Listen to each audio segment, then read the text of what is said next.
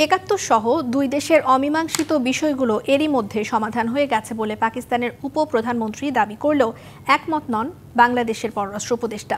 তিনি বলেছেন, ৭১-এ গণহত্যার দায়ে ক্ষমা চাওয়া, আটকে থাকা পাকিস্তানিদের প্রত্যাবাসন এবং সম্পদের হিস্যার সমাধান চায় বাংলাদেশ।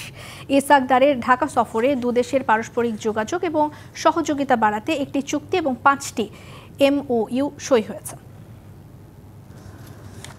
ঢাকা সফরের দ্বিতীয় দিন রবিবার পাকিস্তানের উপপ্রধানমন্ত্রী ও পররাষ্ট্রমন্ত্রীর সঙ্গে রাজধানীর একটি হোটেলে সকালে বৈঠক করেন বাণিজ্য উপদেষ্টা শেখ বশির উদ্দিন। পরে হোটেল সোনারগাঁওয়ে পররাষ্ট্র উপদেষ্টা তৌহিদ হোসেন ও ইসাক দার বৈঠক করেন। এছাড়া দুই দেশের উচ্চ পর্যায়ের বৈঠক অনুষ্ঠিত হয়। বৈঠক শেষে দুই দেশের পারস্পরিক যোগাযোগ ও সহযোগিতা বাড়ানোর লক্ষ্যে সরকারি কর্মকর্তা ও কূটনৈতিক পাসপোর্টধারীদের ভিসা বিলোপ সংক্রান্ত একটি চুক্তি ও ৫টি MOU সই হয়। ইসাক দারের সফরের আগে থেকে ৭১-এর অমীমাংসিত বিষয় নিয়ে আলোচনা ছিল। বৈঠক শেষে তাই ৭১-এর অমীমাংসিত বিষয়গুলো নিয়ে প্রশ্ন করা হয়। জবাবে বলেন, বিষয়টি এরই মধ্যে সমাধান হয়েছে।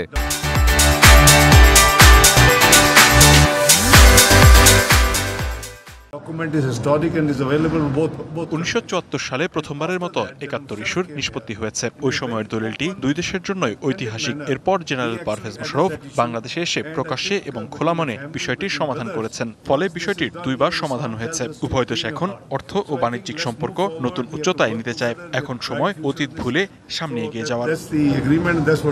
তবে দুদেশের পররাষ্ট্রমন্ত্রী পর্যায়ের যৌথ ব্রিফিংয়ে দ্বিমতের বিষয়টি উঠে আসে। পররাষ্ট্র উপদেষ্টা তৌহিদ হোসেন সাফ জানিয়ে দেন, ৭১ ইস্যুতে পাকিস্তানি পররাষ্ট্রমন্ত্রীর সাথে মোটেও একমত নন তিনি। ৭১-এ গণহত্যার দায়ে ক্ষমা চাওয়া, আটকে থাকা পাকিস্তানিদের প্রত্যাবাসন এবং সম্পদের হিস্যার সমাধান চায় বাংলাদেশ। আমি অবশ্যই একমত না। একমত হলে তো সমস্যাটা সমাধান হয়ে যেত, তাইলে তাদের মতো করে, তাই না?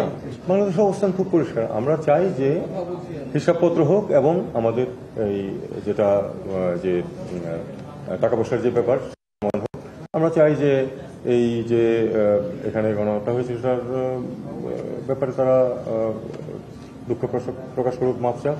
২ দিনের সফর শেষে রাতে ঢাকা ছাড়বেন পাকিস্তানি উপপ্রধানমন্ত্রী। আমি বাংলাদেশের অবস্থান খুব শক্তভাবে। রঞ্জন শুভ্র, ডিবিসি নিউজ ডেস্ক।